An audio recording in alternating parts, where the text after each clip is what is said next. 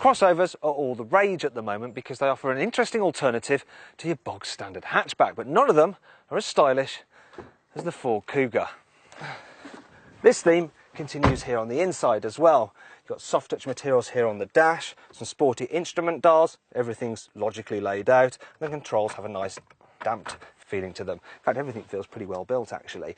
As for safety equipment, well, as standard you get ESP anti-skid control, front, side and curtain airbags, and the steering wheel even moves to the side in the event of an accident to help minimise injury.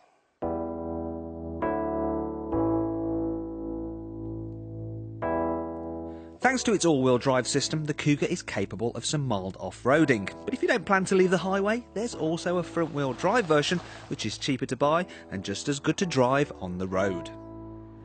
As you'd expect with a vehicle of this type, the Kuga's raised driving position gives you good all-round visibility and a great view over other traffic. What is surprising though is the way it handles, because it goes around corners so very well. There's hardly any body roll, loads of grip, and it's very balanced. Thankfully, there's no trade-off in comfort though, because while the Kuga suspension is pretty firm, it still rides over bumps very well indeed. Also, the driving position is spot on, the seats are nice and supportive, and Ford have even cut away the top of the door there so you can rest your arm to just cruise along. Inevitably though, there are some downsides. For instance, at higher speeds, the Kuga does suffer from quite a bit of wind noise, which can get frustrating after a while, and I have to say the car is rather expensive. You have to step up to the top specification model if you want to add options such as xenon headlamps and this rather nice panoramic glass sunroof. Options to avoid though are the sluggish automatic gearbox and the confused sat-nav. It even tried to send me down a no entry earlier.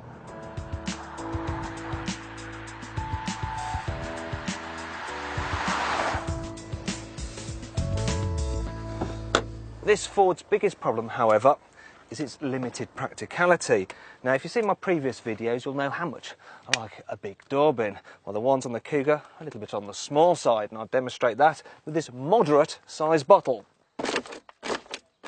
See, it doesn't fit. Now, I admit that won't be a deal breaker for most people, but if you follow me to the back, I'll show you something that might be.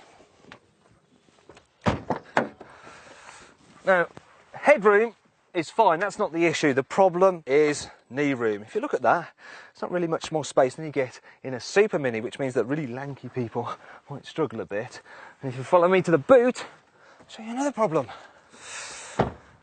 You see, it's one of the smallest in this class, and it's way down what you get with a Volkswagen Tiguan.